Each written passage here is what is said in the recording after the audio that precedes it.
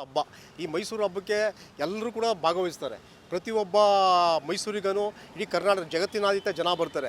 ಇಲ್ಲಿ ಏನು ಮಾಡಿದ್ದಾರೆ ಅಂದರೆ, ಯಾರಿಗೋ ಹೆದರ್ಕೊಂಡು ಇವತ್ತು ಚಾಮುಂಡಿ ಬೆಟ್ಟಕ್ಕೆ ದಸರಾ ಉದ್ಘಾಟನೆ ಯಾರನ್ನೂ ಬಿಡ್ತಾ ಇಲ್ಲ.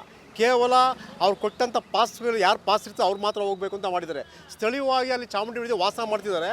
ಅವ್ರಿಗೆಲ್ಲರಿಗೂ ಹೇಳ್ಬಿಟ್ಟಿದ್ದಾರೆ, ಬೆಳಿಗ್ಗೆಯಿಂದ ನೀವು ಮಧ್ಯಾಹ್ನದವರೆಗೂ ಇದು ಮುಗಿಯೋವರು ಯಾರು ಅಂಗಡಿ ತೆಗಿಬಾರ್ದು, ಮತ್ತು ನೀವು ಯಾರು ಕೂಡ ಆಚೆ ಬರಬಾರ್ದು.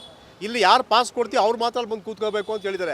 ಆಮೇಲೆ ಇಲ್ಲಿಂದ ಹೋಗೋರಿಗೂ ಅಷ್ಟೇ, ಅವರು ಪಕ್ಷದ ಕಾರ್ಯಕರ್ತರು ಬಿಟ್ಟರೆ ಬೇರೆ ಸಾಮಾನ್ಯ ಜನತೆಗೆ ಅವಕಾಶ ಇಲ್ಲ ಅಲ್ಲಿ.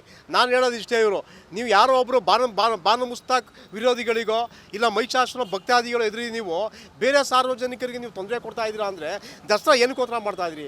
ನೀವು ತುಘಲಕ್ ದರ್ಬಾರ್ ಮಾಡ್ತಾಯಿದ್ದೀರಾ? ಇಲ್ಲಿ ನಾಲ್ವಡಿ ಕೃಷ್ಣರಾಜ ಒಡೆಯರ್ ಅಂತವರು, ಜಯಚಾಮರಾಜ ಒಡೆಯರ್ ಅಂತವರು ಮಹನೀಯರು ಮಾಡಿದಂಥ ದಸರಾ ಇದು. ವಿಜಯನಗರಲ್ಲಿದ್ದ ಶ್ರೀರಂಗಪಟ್ಟಣದಿಂದ ಮೈಸೂರು ಬಂದಿರೋಂಥ ಮಹಾನ್ ದಸರಾ ಇದು. ಈ ದಸರಾ ನೋಡೋಕ್ಕೆ ಎಲ್ಲೆಲ್ಲಿಂದಲೋ ಬರ್ತಾರೆ. ನಿಮಗೆ ಗೋಲ್ಡನ್ ಪಾಸ್ ಅಂತ ಟಿಕೆಟ್ ಮಾಡ್ಕೊಂಡಿದ್ದಾರೆ.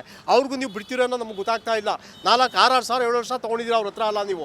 ಮತ್ತು ಇಷ್ಟೆಲ್ಲ ನೀವೆಲ್ಲ ಮಾಡ್ಕೊಂಡು ನೀವು ಮೈಸೂರು ಜನತೆಗೆ ಚಾಮುಂಡೇಶ್ವರಿ ತಾಯಿನ ನೋಡೋ ಅವಕಾಶ ಕೊಡ್ತಾ ಇಲ್ಲ. ನೀವು ನಿಮ್ಮ ಇಷ್ಟ ಬಂದಾಗೆ ನೀವು ಮಾಡೋಂಗಿದ್ರೆ ನೀವು ಚುನಾಯಿತ ಅಧಿಕಾರಿಗಳು ಮತ್ತು ಪಕ್ಷದವರು ಮತ್ತು ಜನಪ್ರತಿನಿಧಿಗಳು ದಸರಾ ಅಂದರೆ ಸಾರ್ವಜನಿಕರಿಗೆ ಎಲ್ಲಿ ಬೆಲೆ ಇದೆ? ಮೈಸೂರು ಜನತೆಗೆ ಎಲ್ಲಿ ಬೆಲೆ ಇದೆ? ಮೈಸೂರು ಜನ ಆದರೆ ಏನು ಮಾಡಬೇಕು? ಮೈಸೂರು ಜನ ಆದರೆ ಸುಮ್ಮನೆ ಮನೆ ಒಳಗೆ ಕೂತ್ಕೋಬೇಕಾ? ಇದು ದಯವಿಟ್ಟು ನಾನು ಜಿಲ್ಲಾ ಉಸ್ತುವಾರಿ ಮುಖ್ಯಮಂತ್ರಿ ಹೇಳೋಕ್ಕೆ ಇಷ್ಟಪಡ್ತೇನೆ.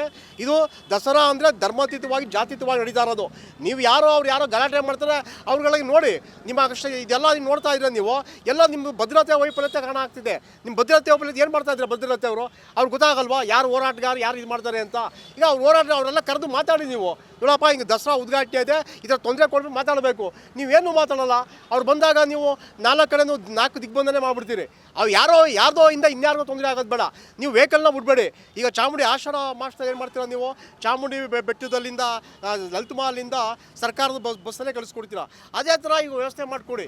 ಸುಮಾರು ಒಂದು 100 ಬಸ್ಸಾರು ಮಾಡಿಕೊಡ್ರೆ ನಿಮ್ಮಲ್ಲಿ ಒಂದು 4-5 ಸಾವಿರ ಜನ ಕೂತ್ಕೋಬೋದು. 1,000 ಜನ ನಿಮ್ಮ ಕಾರ್ಯಕರ್ತರು ಕೊಡಿ.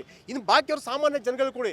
ಸಾಮಾನ್ಯ ಜನನೂ ಕೂಡ ಬಂದಲ್ಲಿ ದೇವಸ್ಥಾನಗಳಿಗೆ ಬರಬಾರ್ದು ಅಂದರೆ ಇದು ತುಘಲಕ್ ದರ್ಬಾರ್ ಆಗ್ತಿದೆ. ಕೂಡಲೇ ಮುಖ್ಯಮಂತ್ರಿಯವರು ಮತ್ತು ಜಿಲ್ಲಾ ಉಸ್ತುವಾರಿಯವರು ಇದ್ರ ಬಗ್ಗೆ ಪೊಲೀಸ್ ಇಲಾಖೆಯನ್ನು ಕರೆದು ಮಾತಾಡಿ ಸಾರ್ವಜನಿಕ ಮುಕ್ತವಾದ ಅವಕಾಶ ಮಾಡಿಕೊಡ್ಬೇಕು ಅಂತ ನಾನು ಕೇಳೋಕ್ಕೆ ಇಷ್ಟಪಡ್ತೇನೆ.